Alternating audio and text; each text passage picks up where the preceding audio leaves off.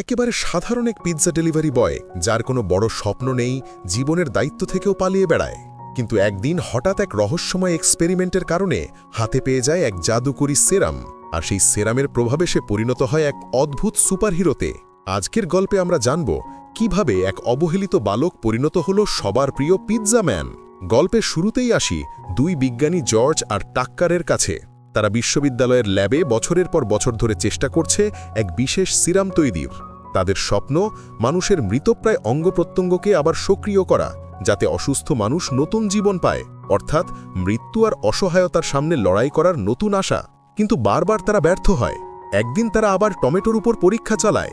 প্রথমে টমেটোতে কোনো পরিবর্তন দেখা যায় না, কিন্তু রাত পেরিয়ে সকালে তারা দেখে টমেটোটি আর একেবারে নতুনের মতো টাটকা হয়ে গেছে। এবার তাদের মুখে আনন্দের হাসি।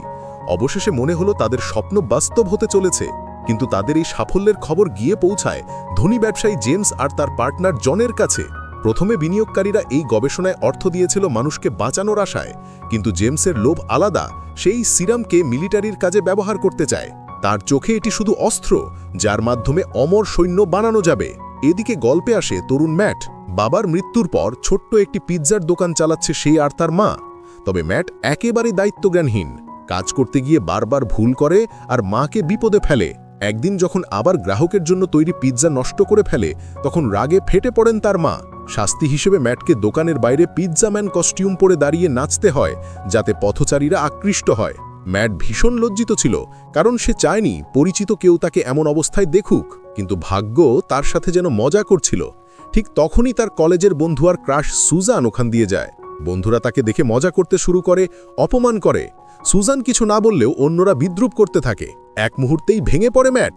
অন্যদিকে জেমসের বিনিয়োগকারীরা সিরামের অগ্রগতি দেখতে আসে। তারা আল্টিমেটাম দেয়, 1 সপ্তাহের মধ্যে কাজের ফল দেখাতে না পারলে অর্থ বন্ধ হবে। এই চাপের মধ্যে জন বিজ্ঞানীদের উপর ঝাঁপিয়ে পড়ে। জর্জ এখনও চান সিরাম কেবল চিকিৎসায় ব্যবহার হোক, কিন্তু অর্থলোভী টাক্কা আর জনের সাথে হাত মেলায়। একদিন জনের গুন্ডারা সরাসরি ল্যাবে হামলা চালায়। সেই সময় কাকতালীয়ভাবে ম্যাটও ল্যাবে আসে, কারণ জর্জ তাকে বিজ্ঞান দেখানোর প্রতিশ্রুতি দিয়েছিল। গুলির লড়াইয়ে জর্জ গুরুতর আহত হয়। মৃত্যুর আগে সে ম্যাটকে একটি সিরামযুক্ত টমেটো খেতে দেয়।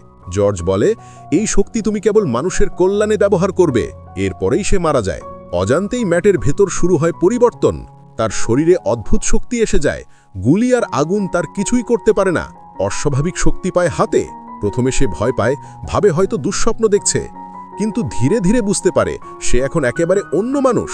নতুন এই শক্তি নিয়ে সে সিদ্ধান্ত নেয় দোকানের পোশাক পরে নামবে নতুন পরিচয়ে, পিৎজা ম্যান। প্রথম বড় পরীক্ষা আসে যখন জন আর তার গুন্ডারা ম্যাটের মাকে অপহরণ করে। মাকে বাঁচাতে সে প্রথমবারের মতো সুপারহিরো স্যুট পরে লড়াইয়ে নামে। জনের দল যত গুলি চালাক না কেন, তার কিছুই হয় না। সহজেই সবাইকে পরাজিত করে সে। জন পালিয়ে যায়, তবে দুর্ঘটনায় তার মুখ ভয়ঙ্করভাবে বিকৃত হয়ে যায়। তখন থেকেই জন প্রতিশোধ নেওয়ার শপথ করে। জন টাক্কারের কাছ থেকে জানতে পারে সিরাম এখন পুরোপুরি ম্যাটের রক্তের ভেতরে রয়েছে, তাই তাকে আটকানো দরকার। টাক্কার আরও জানায়, টমেটো যেমন তামাকের ধোঁয়ায় নষ্ট হয়, ঠিক তেমনিভাবে ধোঁয়া ম্যাটকেও দুর্বল করে দেবে।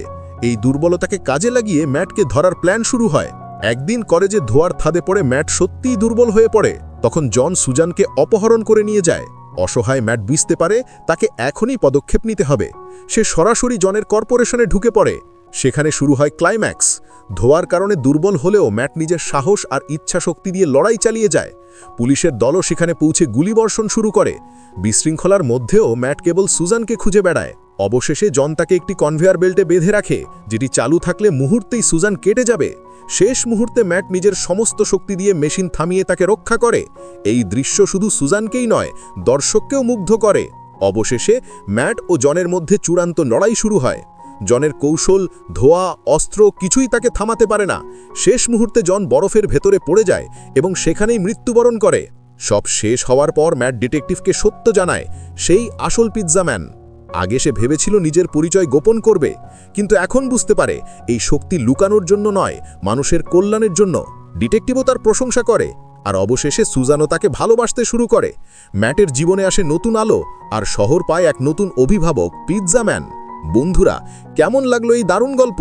একজন সাধারণ পিৎজা ডেলিভারি বয় কিভাবে পরিণত হলো শহরের রক্ষক, সেটা সত্যিই অনুপ্রেরণাদায়ক।